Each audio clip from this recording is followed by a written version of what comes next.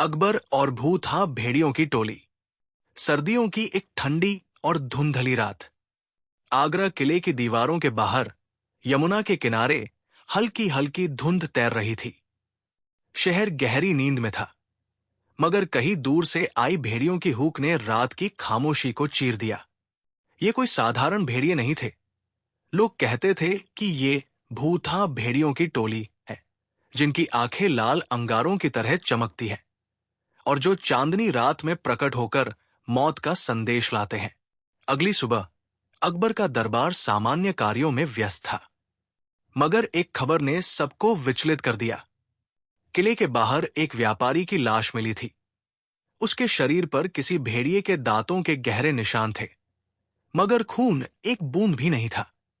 अकबर, ये काम किसी साधारण जानवर का नहीं, इसमें इंसानी चालबाजी की बू है। बीरबल, जहां इंसान की चाल है, वहां कोई न कोई राज भी छुपा है, हुजूर। अकबर ने बीरबल को तुरंत आदेश दिया कि वो इस रहस्य की तह तक जाए।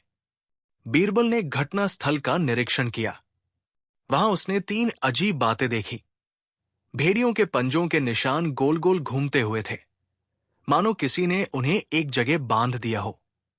पास की मिट्टी पर एक टूटा हुआ तांबे का ताबीज पड़ा था, जिस पर अजीब नक्श उकेरे थे। दूर जंगल की दिशा में जमीन पर एक पतली लाल लकीर जाती थी, जैसे किसी ने वहां से कुछ घसीटा हो। बीरबल ने सोचा, भेड़िया इंसान को घसीटता है, मगर ये निशान, ये तो उल्टे हैं, मानो इंसान खुद उस दिशा में गया हो। रात होते ही बीरबल अपने साथ 4 सैनिक लेकर उस जंगल की ओर बढ़ा। जंगल का माहौल अजीब था। हवा में हल्की सी सीटी जैसी आवाज, कहीं कहीं सूखी पत्तियों के नीचे अज्ञात हलचल। अचानक सैनिकों ने दूर पेड़ों के बीच लाल आंखें देखी, और फिर एक साथ कई भेड़ियों की डरावनी हुक। सैनिक डरकर पीछे हटने लगे, मगर बीरबल आगे बढ़ा। तभी एक भेड़िया झपट्टा मारने ही वाला था कि पास की झाड़ियों से एक बूढ़ी औरत बाहर आई। बूढ़ी औरत, यहां मत आओ, ये भूथा भेड़िए हैं, जिनका स्वामी इंसान नहीं, कुछ और है। उस औरत का नाम गुलबानो था। उसने बताया कि सालों पहले इस जंगल में एक रहस्यमयी साधक आया था, जो काले मंत्रों का अभ्यास करता था। उसने भेड़ियों को अपने काबू में कर लिया, मगर गांव वालों ने उसे मार डाला। मरने से पहले उसने श्राप दिया, मेरे भेड़िए तुम्हारे खून से अपनी प्यास बुझाएंगे, और उनकी आंखें मेरी आंखें होंगी। तब से हर साल अमावस्या से एक हफ्ते पहले ये भेड़िए निकलते और किसी न किसी को मारते।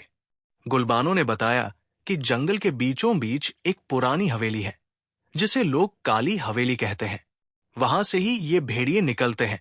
अकबर ने तुरंत आदेश दिया कि अगली रात बीरबल और एक दल हवेली की तलाशी ले। रात के अंधेरे में बीरबल और उसके सैनिकों ने हवेली में कदम रखा। अंदर का माहौल भारी और ठंडा था, जैसे हवा भी जम गई हो।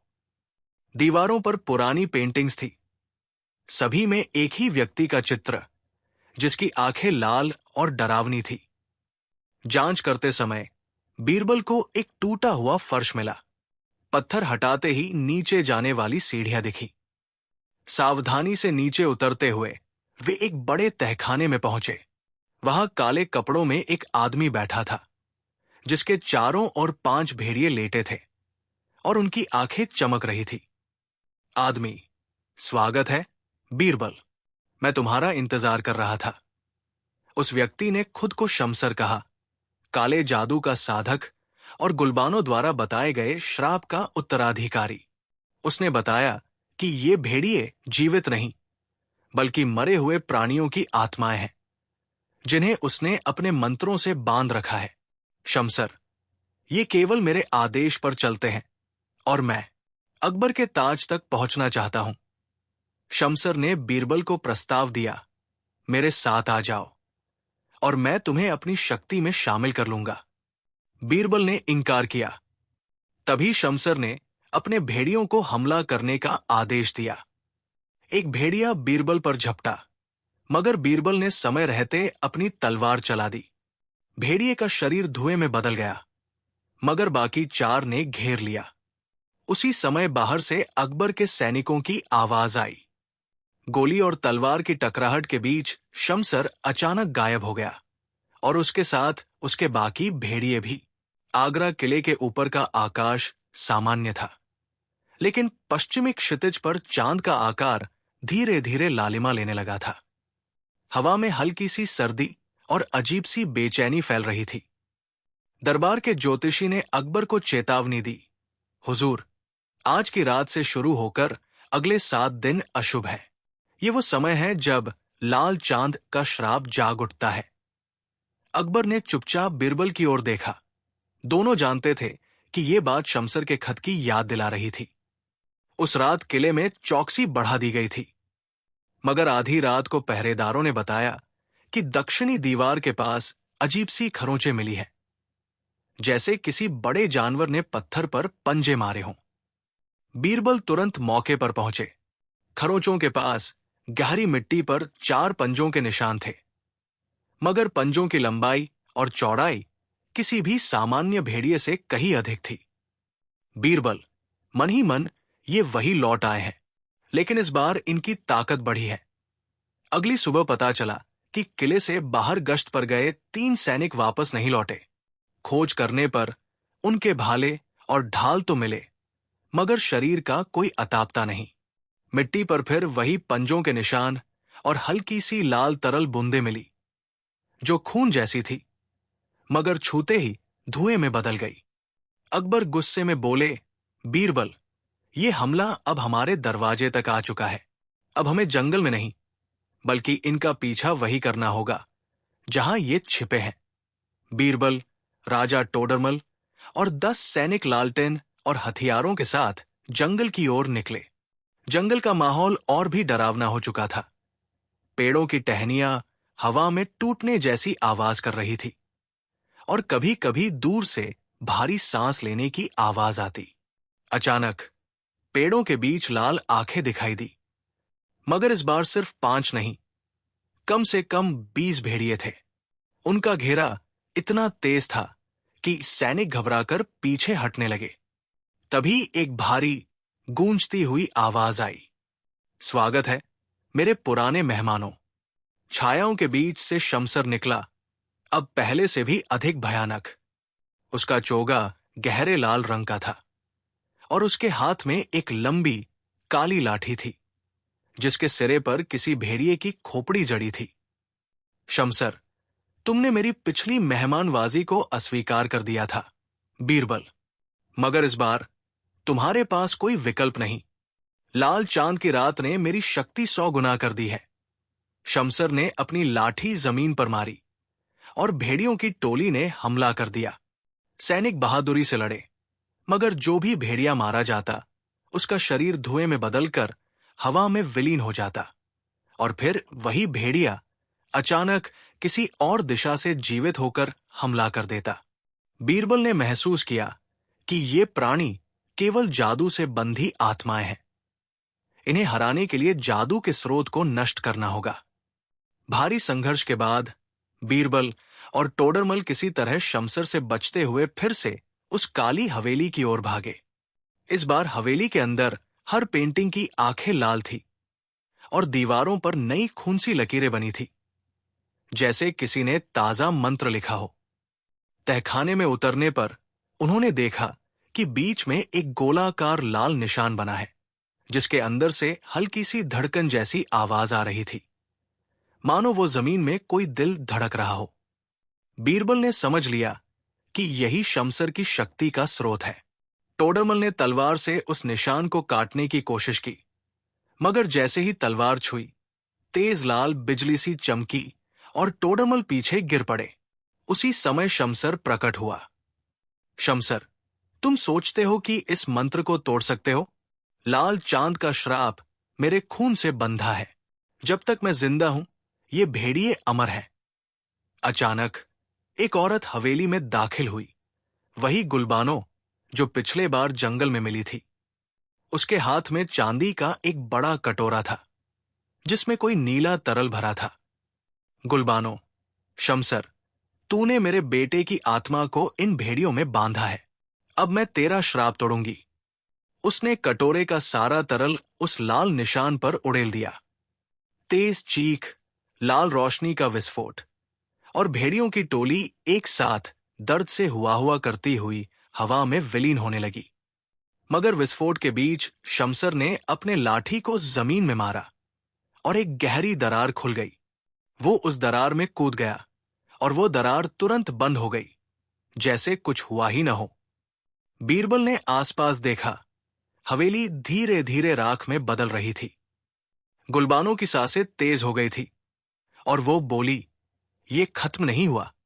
लाल चांद तो बस पहला संकेत था। अगली बार वो अकेला नहीं आएगा। अकबर के दरबार में लौटकर बीरबल ने पूरी घटना सुनाई। मगर उसी रात महल के भीतर अकबर के निजी कक्ष की दीवार पर किसी ने पंजों से खरोंच बना दी और खरोंचों के पास खून से लिखा था, ताज मेरा होगा। अगली अमावस्या पर अकबर और बीरबल दोनों समझ गए, ये लड़ाई खत्म नहीं हुई, बल्कि असली जंग अभी शुरू होने वाली है। रात गहरी थी, मगर आसमान में चांद का रंग हल्की सी लालिमा लेने लगा था। हवा में ठंडक थी, पर वो सामान्य सर्दी नहीं, बल्कि एक अजीब सी सिहरन थी जो त्वचा के आर पार उतरकर हड्डियों में ठंडी आग लगा देती थी। आगरा के किले में हर पहरेदार सतर्क था। पिछली रात की घटनाओं के बाद अब कोई भी लापरवाही की हिम्मत नहीं कर सकता था।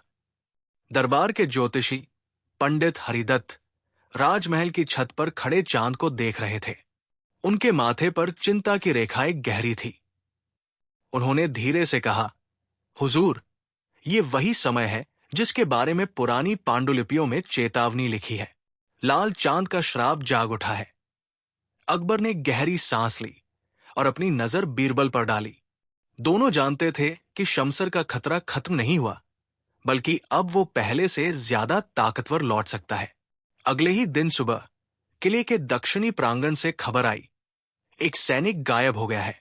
उसकी ढाल और भाला तो वही पड़े मिले, लेकिन शरीर का कोई निशान नहीं। जहां से वो गायब हुआ था, वहां पत्थर की दीवार पर गहरी खरोंचें थी, मानो किसी विशाल जानवर ने अपने पंजे से पत्थर को काटा हो। बीरबल ने घुटनों के बल झुककर निशान देखे। बीरबल, ये पंजे किसी साधारण भेड़िए के नहीं हैं, और ये खरोंचें ऊपर की ओर है, मानो कोई दीवार चढ़ गया हो। अकबर ने भौहें चढ़ाई। अकबर, तो क्या ये हमारे किले में घुस आए हैं? उस रात चौकसी और बढ़ा दी गई, मगर अजीब बात यह थी कि दीवारों पर लाल रंग की हल्की सी परत जमा हो गई थी, जैसे चांद की लालिमा पत्थरों पर उतर आई हो। बीरबल ने फैसला किया कि खतरे का इंतजार करने से बेहतर है उसका पीछा किया जाए। वो टोडरमल और 8 चुने हुए सैनिकों को लेकर जंगल की ओर निकला। जंगल इस बार और भी भयावह था। टहनियां टूटने की आवाजें, पत्तों के नीचे कुछ सरकने की सरसराहट और बीच बीच में अजीब सी सीटी जैसी ध्वनि। अचानक दूर से एक हुक सुनाई दी। सैनिकों ने देखा, 20 से अधिक लाल आंखें अंधेरे में चमक रही थी। पहले ये भेड़िए 5 थे, अब उनकी संख्या कई गुना बढ़ चुकी थी। भेड़ियों के घेरे के बीच से एक लंबा लाल चोगा पहने शख्स धीरे धीरे आगे बढ़ा। उसके हाथ में काली लाठी थी, जिसके सिरे पर भेड़िए की खोपड़ी जड़ी थी। वो था शमसर। शमसर, बीरबल, तुम्हें फिर देखकर अच्छा लगा। पिछली बार तुम बच निकले थे, मगर इस बार लाल चांद मेरा है, और इसके साथ पूरी रात भी। बीरबल ने तलवार खींची। बीरबल, तेरी रात भी खत्म होगी। शमसर, जैसे तेरे भेड़ियों की। शमसर ने मुस्कुराकर अपनी लाठी जमीन पर मारी। भेड़ियों ने एक साथ हमला कर दिया। लड़ाई भयानक थी। एक सैनिक ने भेड़िए को तलवार से मारा। वो धुएं में बदल गया और फिर पीछे से फिर से प्रकट होकर हमला कर बैठा। बीरबल ने महसूस किया कि इन भेड़ियों को हराने के लिए सिर्फ शरीर को नहीं, बल्कि उनकी आत्मा को बांधने वाले जादू को तोड़ना होगा। इस बीच टोडरमल को पीछे से धक्का लगा और वो गिर पड़े। 2 भेड़िए उनकी ओर बढ़े, मगर बीरबल ने तेजी से वार कर उन्हें रोका। शमसर दूर खड़ा सब देख रहा था, मानो वो लड़ाई का आनंद ले रहा हो। बीरबल ने संकेत दिया और सब पीछे हटते हुए जंगल के बीच काली हवेली की ओर बढ़े। हवेली अब पहले से ज्यादा अंधेरी थी। दीवारों पर खूंसी लकीरें बनी थी और हर पेंटिंग की आंखें लाल चमक रही थी। तहखाने में उतरते ही बीच में लाल गोला दिखा, जो धड़क रहा था जैसे कोई दिल धड़क रहा हो। बीरबल ने तलवार उठाई, मगर जैसे ही उसने गोले को छुआ, तेज लाल बिजली निकली और उसे पीछे फेंक दिया। तभी दरवाजा धड़ाम से खुला और अंदर आई गुलबानो। उसके हाथ में चांदी का कटोरा था, जिसमें नीला तरल भरा था। गुलबानो, ये तेरी आखिरी रात है। शमसर, तूने मेरे बेटे की आत्मा को इस श्राप में बांधा है। अब मैं उसे मुक्त करूंगी। उसने तरल गोले पर उंडेल दिया। तेज विस्फोट हुआ और भेड़ियों की चीख हवा में गूंज उठी। एक एक कर वे लाल चिंगारियों में बदलकर गायब होने लगे। लेकिन शमसर हंसा। शमसर, मूर्ख औरत, तूने बस मेरा एक जाल तोड़ा है। मेरा असली किला इस हवेली के नीचे है। उसने लाठी से जमीन पर वार किया। तहखाने में दरार पड़ गई और उसके भीतर गहरा अंधेरा दिखा। वो उस अंधेरे में कूद गया और दरार बंद हो गई। भेड़िए गायब हो चुके थे। हवेली राख में बदल रही थी, मगर शमसर जिंदा था। गुलबानो ने थके स्वर में कहा, ये लाल चांद बस शुरुआत है। अगली बार वो अकेला नहीं आएगा। महल लौटकर अकबर ने पूरी घटना सुनी, मगर उसी रात जब सब सो रहे थे, महल की दीवार पर पंजों के निशान बने और उनके नीचे खून से लिखा था, ताज मेरा होगा। अगली अमावस्या पर बीरबल देर तक उन निशानों को देखता रहा। कहीं दूर किसी अंधेरे कोने में लाल आंखें फिर से चमक उठीं। महल की सबसे ऊंची मीनार पर हवा सायं सायं करती थी। नीचे दरबार की भीड़ अब खत्म हो चुकी थी और चांदनी में महल की दीवारें चांदी जैसी चमक रही थी। बीरबल देर रात तक दरबार में रुके हुए थे, क्योंकि आज की घटनाएं साधारण नहीं थी। दिन में अकबर के सामने अचानक एक पर्ची आई थी। तुम्हारे महल में छाया आ चुकी है। इस पर्ची पर कोई नाम नहीं था, पर स्याही में एक अजीब धातुमयी चमक थी, जैसे वो सामान्य स्याही न हो। बीरबल को जैसे ही ये पर्ची दिखी, उनके मन में एक अजीब बेचैनी भर गई। रात के पहले पहर में महल की एक छत पर एक काला साया धीमे धीमे चल रहा था। उसका चेहरा काले कपड़े से ढका था, आंखें बर्फ जैसी ठंडी।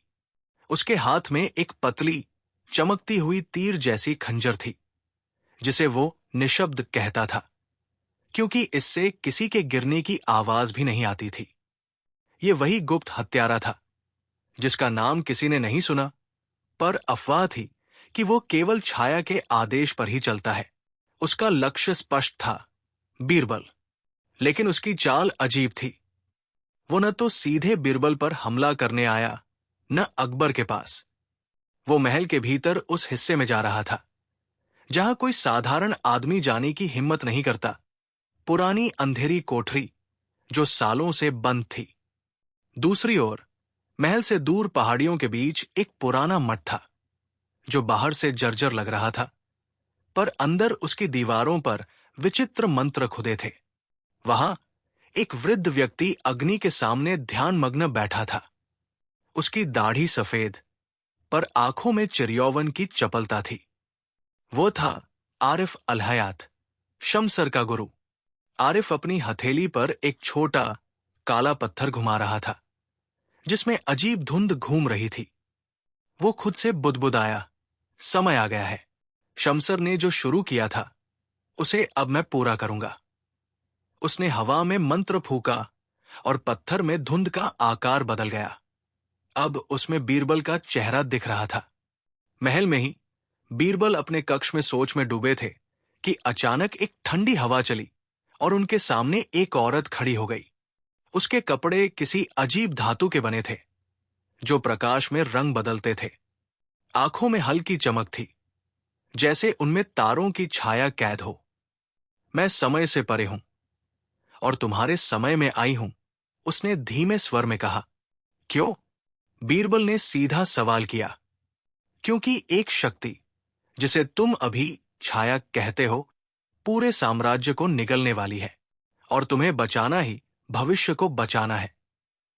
लेकिन उसके चेहरे पर ऐसी ठंडक थी कि बीरबल समझ नहीं पा रहे थे कि उस पर भरोसा करे या नहीं। उस रात बीरबल ने निर्णय लिया कि वो गुप्त कोठरी में खुद जाएंगे। वो अकेले मशाल लेकर उस ओर बढ़े। दरवाजा सदियों से बंद था, पर जैसे ही उन्होंने हाथ लगाया, वो अपने आप खुल गया। अंदर की दीवारों पर पुराने चित्र बने थे, जिनमें एक अंधेरी आकृति अकबर के सिंहासन पर बैठी थी और बीरबल के स्थान पर केवल एक काला धुआं था। बीच में एक पत्थर की मेज थी, जिस पर वही धातुमी स्याही से लिखा था, जब छाया जागेगी, राजा और सलाहकार दोनों विलुप्त होंगे। अचानक पीछे से एक सरसराहट हुई। बीरबल ने मशाल घुमाई। सामने वही गुप्त हत्यारा था। तुम्हारा अंत यही है, वो फुसफुसाया और निशब्द खंजर हवा में उठा दी। बीरबल ने तुरंत दीवार के पास रखी एक ढाल उठा ली और हमले को रोक दिया। पर वो हत्यारा तेज था। उसके हर वार में कोई आवाज नहीं थी। लड़ाई के बीच बीरबल ने नोट किया कि उसके गले में वही काला पत्थर लटका था, जैसा उन्होंने दीवारों पर चित्र में देखा था। जब बीरबल ने उस पत्थर को छूने की कोशिश की, तो हत्यारा पीछे हट गया। इसे छूना तुम्हारे लिए मृत्यु है। और फिर वो धुएं की तरह गायब हो गया। उसी समय दूर पहाड़ियों में आरिफ ने अपनी हथेली में रखे पत्थर को जोर से दबाया। महल की कोठरी में मौजूद पत्थर टुकड़े टुकड़े हो गया और एक काली लहर फैल गई, जिससे दीवारों के चित्र जीवित होने लगे। चित्र में दिख रही अंधेरी आकृति ने धीमे धीमे बीरबल की ओर देखा और कहा, तुम मुझे नहीं रोक सकते, क्योंकि मैं पहले से यहां हूं। महल में वो महिला फिर से प्रकट हुई, लेकिन इस बार उसके कपड़े रक्तलाल हो गए थे। तुमने मेरा संदेश नहीं समझा, बीरबल, उसने कहा। मैं तुम्हें बचाने नहीं आई। मैं ये सुनिश्चित करने आई हूं कि छाया जीत जाए। उसने अपनी हथेली उठाई और बीरबल के सामने समय ठहर सा गया। उनकी सांसें धीमी हो गई और दीवारें पिघलती हुई सी लगने लगी। जब ये सब हो रहा था, अकबर अपने कक्ष से गायब हो चुके थे। पहरेदारों ने बताया कि उन्होंने अपने कमरे का दरवाजा भीतर से बंद किया था, पर अंदर कोई नहीं था। केवल एक पर्ची पड़ी थी। सिंहासन अब छाया का है। बीरबल उस महिला और दीवार से निकली अंधेरी आकृति के बीच खड़े थे। बाहर महल में चीखें गूंज रही थी और आकाश में चांद के सामने एक काला गोला बन रहा था। दूर पहाड़ियों पर आरिफ खड़ा था और उसके पास वो गुप्त हत्यारा। दोनों की आंखों में एक ही ठंडी चमक थी। महिला ने कहा, या तो हमारे साथ चलो या समय तुम्हें निगल जाएगा। बीरबल ने अपनी तलवार कसकर पकड़ी, लेकिन उनके चेहरे पर पहली बार अनिश्चितता साफ थी। और तभी महल की नींव के नीचे से एक और भी पुरानी शक्ति की हंसी गूंजी। तुम सब मेरे खेल के प्यादे हो। महल की ऊंची दीवारों के पीछे उस रात अजीब सन्नाटा था। हवाएं भी जैसे अपनी रफ्तार रोककर किसी अनदेखी आहट को सुनने लगी थी। चांद बादलों में छिपा हुआ था और चौकियों पर खड़े पहरेदारों की आंखें भी भारी थी। लेकिन किसी को अंदाजा नहीं था कि महल के भीतर गहरे तहखाने में शमशेर का गुरु राव अल हकीम आ चुका था। राव अल हकीम, एक ऐसा नाम जिसे सुनकर पुराने सैनिक भी सहम जाते थे। कहते हैं उसने तलवार से ज्यादा दिमाग से लोगों का खून बहाया था। उसका चेहरा हमेशा एक काले कपड़े से ढका रहता। बस उसकी आंखों में जलते हुए 2 अंगारे दिखते। वो वर्षों से पर्दे के पीछे रहकर साम्राज्यों को डिगाने और बनाने का खेल खेलता था। शमशेर उस पुराने लोहे के दरवाजे के पास खड़ा था, जैसे किसी पुरानी आदत के तहत वो अपने गुरु का इंतजार कर रहा हो। दरवाजा खुला और अंदर से ठंडी हवा का एक झोंका आया। छायाओं के बीच से राव अल हकीम प्रकट हुआ। तुमने मुझे यहां बुलाया, शमशेर? उसकी भारी आवाज में जैसे लोहे की खनक थी। हाँ, उस्ताद, समय आ गया है, शमशेर ने धीमे से कहा। किसका समय? राज्य के असली मालिक का। राव हल्का सा मुस्कुराया, लेकिन उसकी मुस्कान के पीछे खतरा साफ झलक रहा था। उसी समय महल की पश्चिमी दीवार पर एक परछाई फिसल रही थी। ये परछाई थी साया की, एक गुप्त हत्यारा, जिसे न उसकी असली शक्ल किसी ने देखी थी, न उसकी आवाज सुनी थी। उसकी पहचान सिर्फ एक बात से थी। उसके शिकार कभी उसका नाम नहीं जान पाते, बस मौत के ठीक पहले उन्हें अपने कान में फुसफुसाती एक ठंडी आवाज सुनाई देती। तेरा वक्त खत्म हुआ। साया को इस बार आदेश मिला था, बीरबल को खत्म करने का। लेकिन आदेश देने वाला कोई आम व्यक्ति नहीं था।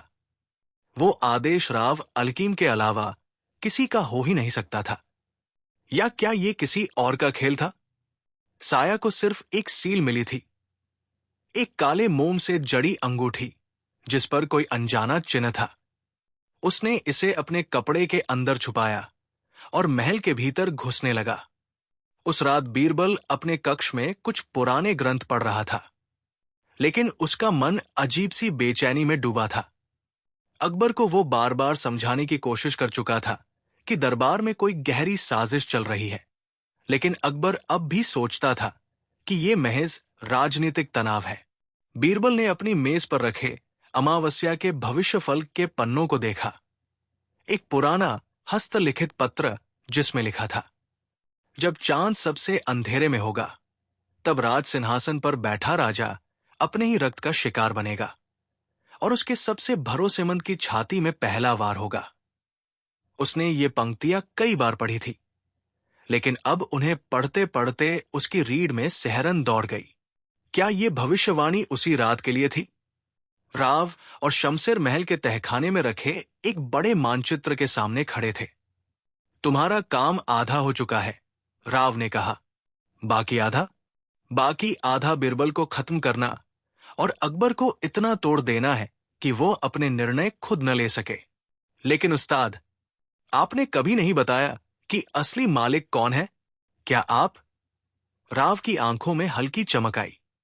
नहीं शमशेर, मैं तो सिर्फ एक दूत हूं। असली मालिक वह है जो सदियों से पर्दे के पीछे से सब नियंत्रित करता है। मैं भी उसका चेहरा नहीं जानता, बस उसके आदेश लाता हूं। महल के गलियारों में साया अब बीरबल के कक्ष के नजदीक था। उसने अपने कदम ऐसे रखे कि कोई आवाज न हो। उसके हाथ में एक पतली मुड़ी हुई तलवार थी, जो चांदनी में भी चमकने से डरती थी। वो कमरे के बाहर पहुंचा, लेकिन तभी उसे एक अजीब सी गंध आई, धूप और चंदन की मिलीजुली गंध, जो आमतौर पर महल में सिर्फ एक ही जगह से आती थी, महारानी के मंदिर कक्ष से। साया ने ठिठक कर सोचा, क्या कोई और भी यहां है? तभी उसने पर्दे के पीछे एक और परछाई देखी, और यह परछाई उसकी तरह तेज थी। उसी क्षण महल के सबसे ऊपर वाली मीनार पर एक अजनबी बैठा था। उसके हाथ में एक काली पुस्तक थी और वो धीमे धीमे कुछ मंत्र पढ़ रहा था। हर मंत्र के साथ महल के अंदर की मोमबत्तियां बुझ रही थी, जैसे कोई अदृश्य हाथ अंधेरा फैला रहा हो। उसका चेहरा पूरी तरह छाया में था, लेकिन उसकी आंखों में हल्की नीली चमक थी। वो खुद से बोला, खेल शुरू हो चुका है, अब मोहरे खुद चलेंगे। बीरबल ने अचानक अपनी तलवार खींच ली, क्योंकि उसे महसूस हुआ कि कोई उसके पास है। उसने पलटकर वार किया, लेकिन सामने सिर्फ हवा थी। तभी एक और वार उसकी पीठ की ओर आया।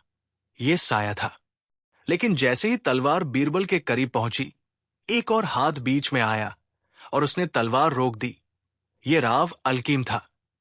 साया, पीछे हटो, राव ने कहा। आपने ही तो आदेश बदल गया है। बीरबल हैरान था। तुम दोनों साथ हो? राव ने मुस्कुराकर कहा, हम सब किसी और के साथ हैं। बीरबल, महल की सबसे ऊंची मीनार से वो अजनबी सब देख रहा था। उसने अपनी काली पुस्तक बंद की और धीरे से कहा, समय आ गया है कि अकबर और बीरबल समझें। वे तो बस इस खेल के प्यादे हैं। नीचे राव, शमशेर, साया और बीरबल चारों एक दूसरे को घेर कर खड़े थे। किसी को पता नहीं था कि पहले वार कौन करेगा। और उसी समय महल की घंटियां अचानक बजने लगी, जैसे किसी ने युद्ध की घोषणा कर दी हो। महल की पुरानी दीवारों के बीच फैली रात की खामोशी को एक अनदेखी सरसराहट ने तोड़ दिया। बादलों ने चांद को ढक रखा था और हल्की हल्की ठंडी हवा गलियारों में घुसकर मानो किसी अनदेखे साए का रास्ता साफ कर रही थी। कक्ष के भीतर बीरबल अपने सामने फैले पुराने नक्शों और गुप्त पांडुलिपियों पर झुके हुए थे। उनकी उंगलियां बार बार एक ही जगह पर रुक जाती। नक्शे का वो कोना जहां काले स्याही से एक विचित्र प्रतीक बना था, 3 धारियों वाला अर्धचंद्र। ये वही निशान है जो हमें शव के पास मिला था। बीरबल बुदबुदाए। अकबर, जो पास खड़े थे, गहरी सोच में डूबे बोले, और यही निशान मैंने शमशेर की तलवार की मूठ पर भी देखा था। बीरबल ने हल्की मुस्कान के साथ कहा, जहां ये निशान होता है वहां कोई साधारण घटना नहीं होती। ये किसी प्राचीन संघ का चिन्ह है, लेकिन इसका असली अर्थ केवल वही जानता होगा जिसने इसे रचा है। अचानक दरवाजे पर एक हल्की खटखट सुनाई दी। महल के सैनिक ने भीतर आकर धीमे स्वर में कहा, हुजूर, एक अजनबी मिलने आया है। दावा करता है कि उसके पास शमशेर के बारे में खबर है। अकबर ने बीरबल की ओर देखा और बिना कुछ कहे इशारे से आने का आदेश दिया। वो आदमी कमरे में दाखिल हुआ। लंबा कद, चेहरा आधा कपड़े से ढका, आंखें बेहद तेज, जैसे हर एक हरकत को तौल रही हों। उसने कोई सलाम नहीं किया, बस सीधा बोला, मैं ज़हीर हूं। मैं जानता हूं शमशेर कहाँ है और उससे भी आगे वो किसके लिए काम कर रहा है। बीरबल ने ठंडी नजरों से उसकी ओर देखा। अगर सच कह रहे हो तो बोलो, लेकिन अगर झूठ निकला। ज़हीर ने बिना डर के कहा, मेरा समय कम है और तुम्हारा भी। शमशेर किसी साधारण डाकू या सैनिक का नाम नहीं।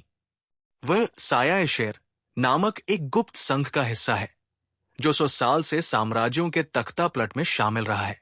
उसके पीछे एक और शख्स है जिसे लोग उस्ताद-ए-ज़ुल्म कहते हैं। अकबर ने भौहें चढ़ाई। ये उस्ताद-ए-ज़ुल्म कौन है? ज़हीर ने गहरी सांस ली। वो वही है जिसने शमशेर को तलवार थमाई, और वही इस तीनधारी अर्धचंद्र का असली मालिक है। और वो अब सिर्फ इस साम्राज्य को नहीं, बल्कि उससे आगे की ताकत को हथियाने आया है।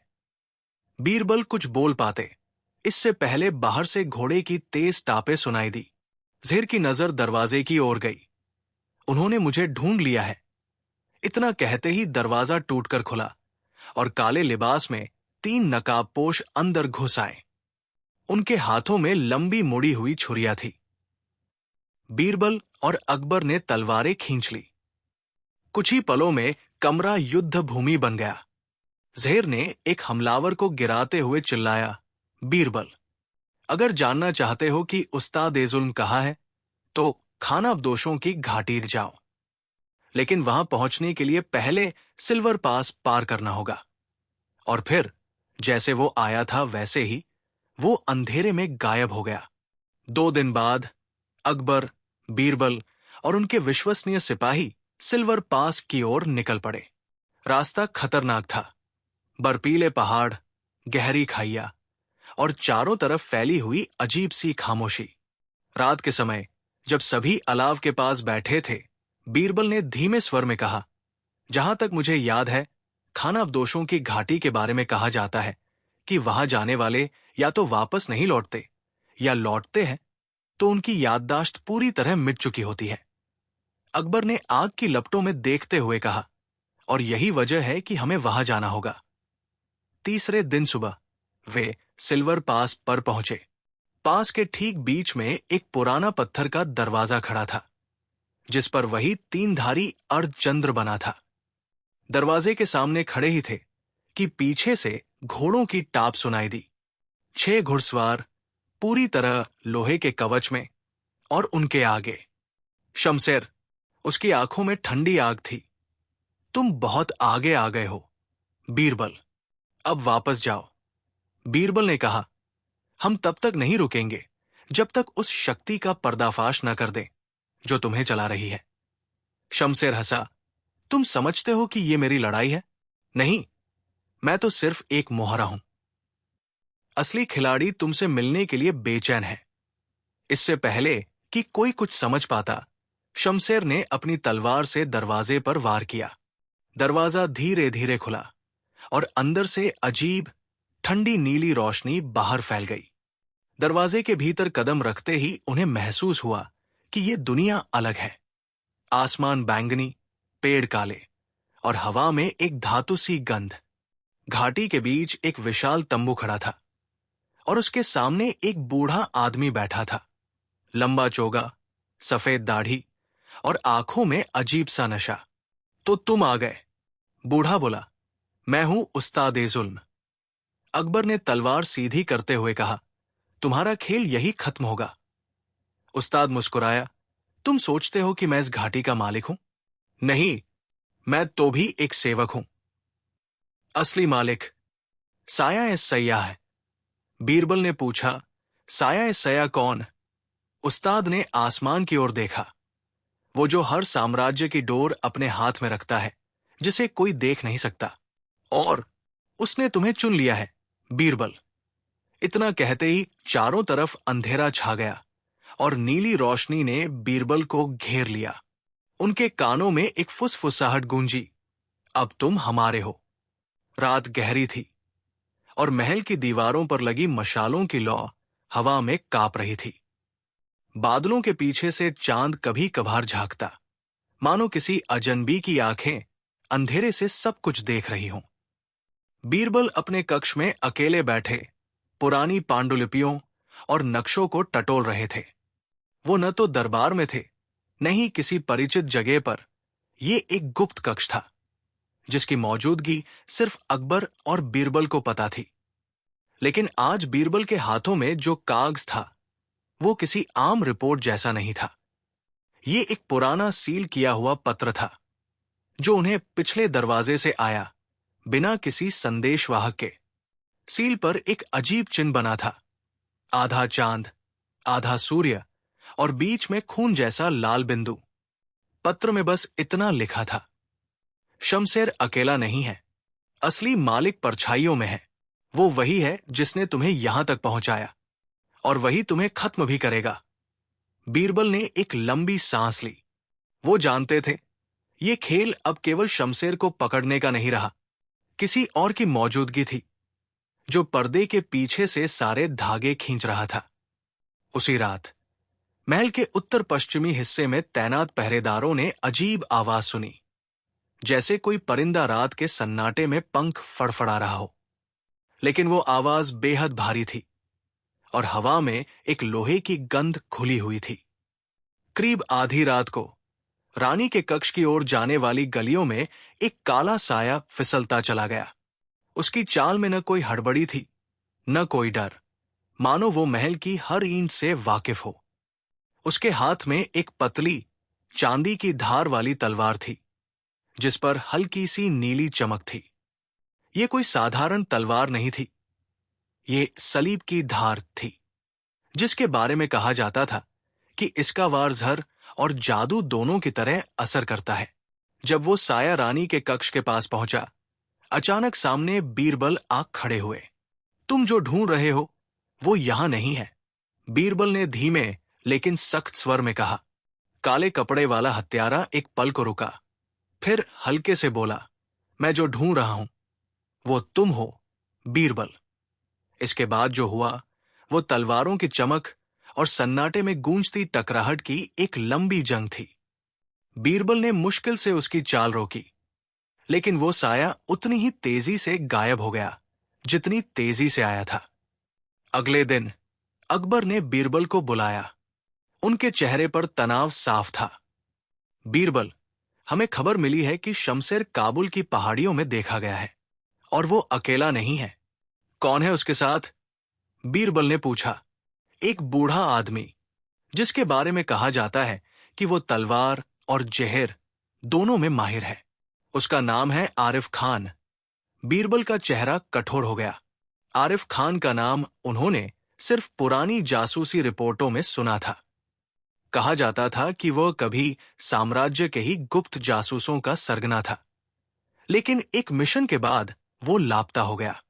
अफवाह थी कि उसने अपना खुद का छायापंथ बना लिया है, हत्यारों और गद्दारों का एक गुप्त संगठन। अगर ये सच था तो शमशेर अब और भी खतरनाक हो चुका था। बीरबल ने रातों रात अपनी जासूसी जाल बुन दी। उनकी मुलाकात पुराने दोस्त और जासूस यूसुफ मिर्जा से हुई, जिसने महीनों तक अफगान और तुर्किस्तान की गलियों में रहकर जानकारी जुटाई थी। यूसुफ ने एक नाम फुसफुसाया, जाहिरुल हक। ये नाम मैंने कभी नहीं सुना, बीरबल ने कहा। सुनोगे भी नहीं, यूसुफ ने जवाब दिया। वो आदमी नहीं, एक परछाई है। कहा जाता है कि वही इस पूरे खेल का असली मालिक है। शमशेर, आरिफ खान और यहां तक कि महल के कुछ लोग भी उसी के इशारों पर चलते हैं। बीरबल समझ गए कि खेल की गहराई उनकी सोच से कहीं ज्यादा थी। ये अब महल की लड़ाई नहीं, साम्राज्य के अस्तित्व की लड़ाई बन चुकी थी। बीरबल ने बिना समय गंवाए अपने सबसे भरोसेमंद सिपाहियों के साथ काबुल की पहाड़ियों की ओर कूच किया। सफर खतरनाक था। चट्टानों के बीच छिपे हमलावर, बर्फीले तूफान और रास्ते में अजनबी गांव, जिनमें डर और खामोशी पसरी हुई थी। एक शाम पहाड़ियों में एक गुफा से रोशनी झलकती दिखी। बीरबल ने करीब जाकर देखा। वहां आरिफ खान बैठा था और उसके सामने घुटनों के बल शमशेर। तुम्हारा काम अधूरा है, शमशेर, आरिफ खान कह रहा था। जब तक बीरबल जिंदा है, हम जीत नहीं सकते। और याद रखो, जाहिरुल हक किसी नाकामी को माफ नहीं करता। बीरबल ने यह सब सुना, लेकिन तभी उनका पैर एक पत्थर से टकराया और आवाज गूंज उठी। कौन है वहां? शमशेर चिल्लाया। पल भर में गुफा के अंधेरे से कई नकाबपोश योद्धा निकल आए। बीरबल और उनके लोग घिर चुके थे। तलवारें खिंच गई और बर्फ में एक खून रंजित जंग छिड़ गई। बीरबल ने अपने सिपाहियों को पीछे हटने का इशारा किया, लेकिन तभी एक नकाबपोश ने पीछे से वार किया। बीरबल गिरने ही वाले थे कि अचानक एक अजनबी ने उन्हें खींच लिया। वो वही काला हत्यारा था जो महल में आया था। तुम मुझे मारने आए थे, अब बचा क्यों रहे हो? बीरबल ने हांफते हुए पूछा। क्योंकि हमारा असली दुश्मन एक ही है, उसने कहा, और उसकी आंखों में ऐसी सच्चाई थी कि बीरबल भी एक पल को चुप हो गए।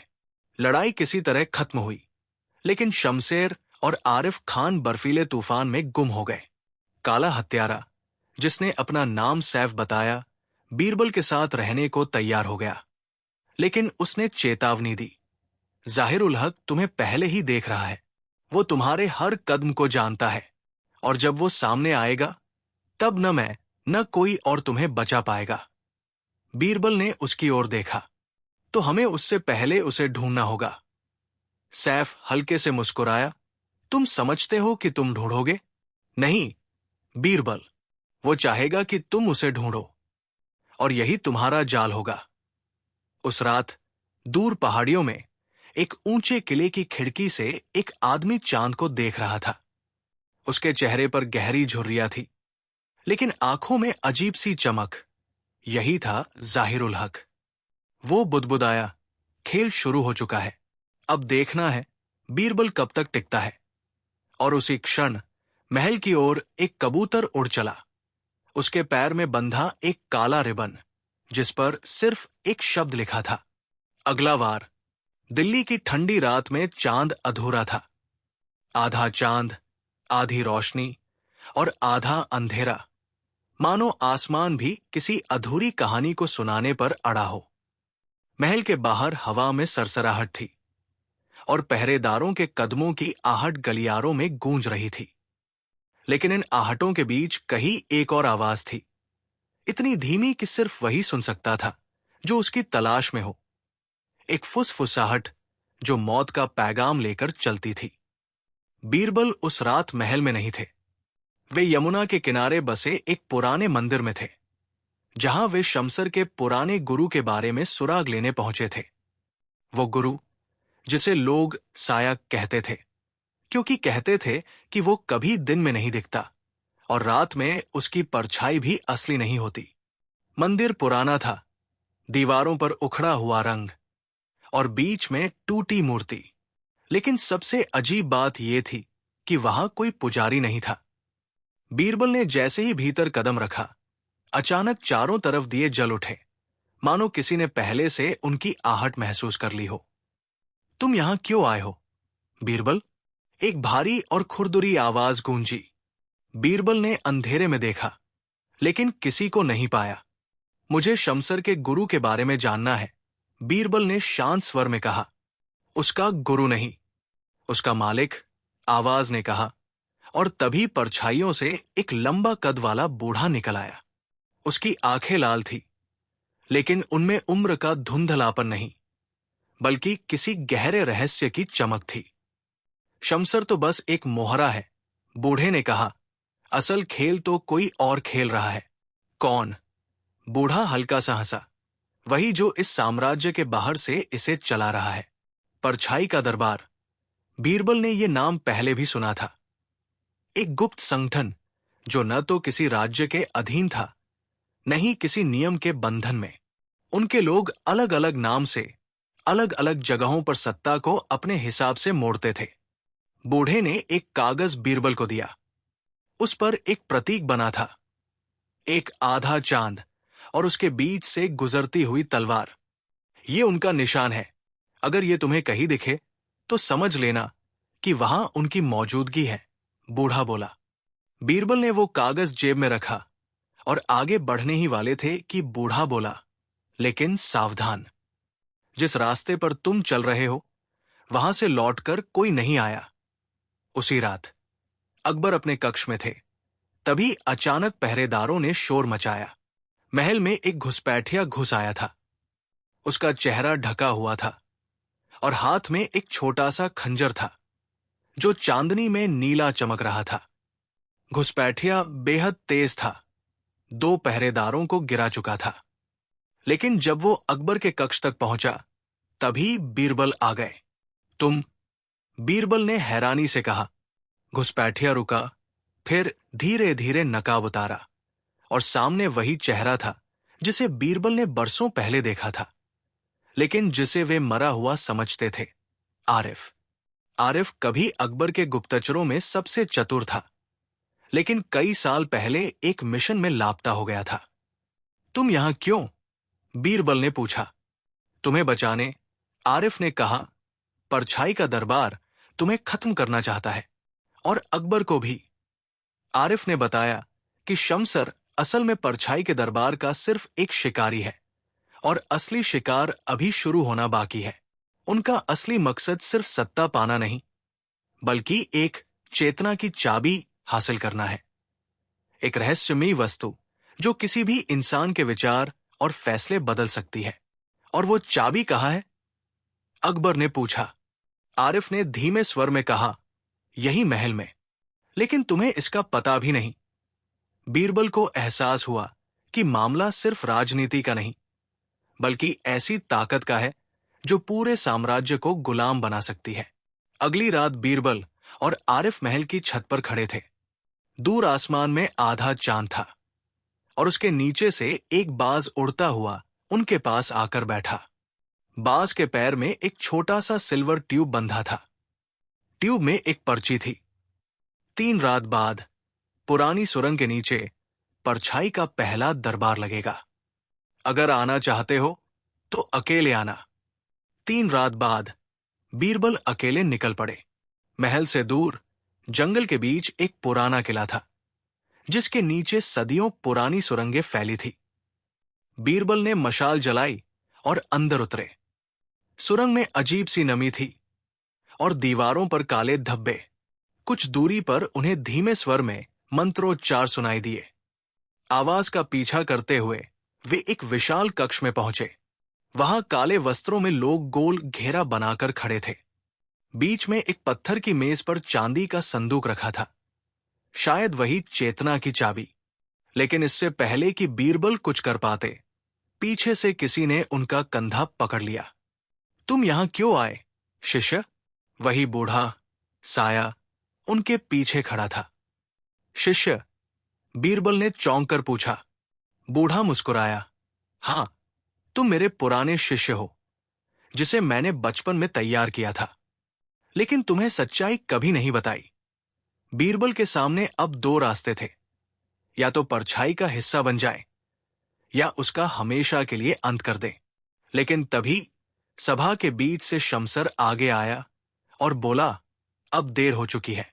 चाबी तुम्हारे सामने है, लेकिन असली खेल अभी शुरू हुआ है। जैसे ही उसने संदूक खोला, अंदर से कोई वस्तु नहीं, बल्कि एक तेज नीली रोशनी निकली, जिसने पूरे कक्ष को भर दिया। बीरबल ने आखिरी बार अकबर का चेहरा याद किया, फिर वह रोशनी उन्हें खींचते हुए कहीं ले गई। एक ऐसी जगह जो न इस संसार की थी, न समय की। महल की सबसे ऊंची मीनार पर हवा कांप रही थी। अमावस्या की रात का काला आकाश जैसे किसी अदृश्य स्याही से भर दिया गया हो, चारों तरफ फैला था। लाल किले के आंगन में गहरा सन्नाटा था। दूर से केवल सैनिकों के कवच की धीमी खनक सुनाई दे रही थी, जैसे समय की चाल भी अब थमने को हो। बीरबल वहां खड़े थे, उनकी आंखें क्षितिज पर टिकी थी। आज वो जानते थे, चाहे जितना साहस, जितनी बुद्धिमानी उन्होंने अब तक दिखाई हो, अब ये अंतिम परख है। अकबर उनके बगल में खड़े थे, लेकिन उनकी आंखों में बेचैनी थी। वो कई महीनों से इस षड्यंत्र में उलझे थे, लेकिन आज सब साफ हो जाएगा, या फिर सब कुछ खत्म हो जाएगा। बीरबल, क्या तुम्हें यकीन है कि आज हम असल गुनहगार तक पहुंच जाएंगे? अकबर की आवाज धीमी थी, लेकिन उसमें चिंता का कंपन था। जहां तक मुझे पता है, जहांपनाह, आज रात कोई पर्दा नहीं बचेगा। बीरबल की नजरें अंधेरे में किसी अदृश्य दरवाजे को खोज रही थी। कहानी की डोर बहुत पुरानी थी। यह राजमहल के एक गुप्त खंड से जुड़ी थी, जिसे सत्ता के पार का द्वार कहा जाता था। लोगों का मानना था कि वहां एक प्राचीन शक्ति बंधी हुई है, जो सही हाथों में जाए तो साम्राज्य को अनंत बना दे, और गलत हाथों में पड़े तो दुनिया को अंधकार में डुबो दे। बीते महीनों में कई हत्याएं हुई, महल के अंदर ही, बिना किसी सबूत के। हर हत्या के बाद दीवारों पर एक ही चिन्ह मिलता था, एक कांच की तलवार का प्रतीक, जिस पर 3 बूंदें खून की बनी होती थी।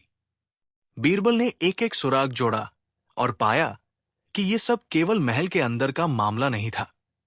ये एक गुप्त संघ से जुड़ा था, अरुण पंथ, जो पीढ़ियों से इस शक्ति को पाने की कोशिश कर रहा था। और इस संघ का नेता कोई ऐसा था जिसे अकबर अपना सबसे करीबी मानते थे। महल के तहखाने में वो पुराना दरवाजा था, लोहे का, जिस पर कोई ताला नहीं, लेकिन वो सदियों से बंद था। आज रात वो दरवाजा खुलेगा। अकबर, बीरबल और 10 भरोसेमंद सैनिक नीचे पहुंचे। दीवारों पर मशालें टिमटिमा रही थी। दरवाजा कैसे खुलेगा? अकबर ने पूछा।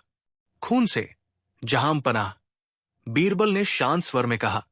अकबर चौंक गए, लेकिन बीरबल ने अपनी उंगली में हल्का सा चीरा लगाया और दरवाजे के मध्य बने प्रतीक पर 3 बूंदें गिराई। धीरे धीरे दरवाजा करहाते हुए खुला। अंदर एक विशाल कक्ष था, दीवारों पर अजीब चिन्ह और बीच में एक पत्थर का मंच, जिस पर कांच की तलवार रखी थी। और तलवार के पास शमसर खड़ा था, वही शमसर जो वर्षों से अकबर का सैन्य सलाहकार था। शमसर की आंखों में अजीब चमक थी।